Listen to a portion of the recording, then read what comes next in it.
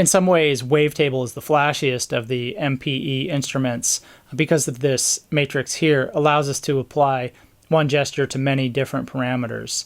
So this is just sort of a very plain sound, but now we can start to add slide gestures to the oscillator position, for example.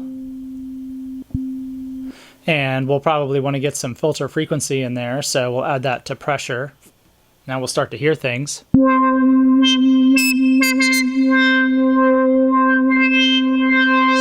And similarly, we can apply the position to, let's say, go backwards through the wavetable on oscillator 2 and turn that on. So now we really start to get some expressive control over our timbre. And we could also add the slide position to the amplitude attack, for example. So it has a fast attack down at the bottom, but a slower attack up at the top. So this has sort of a positional bias, you could say.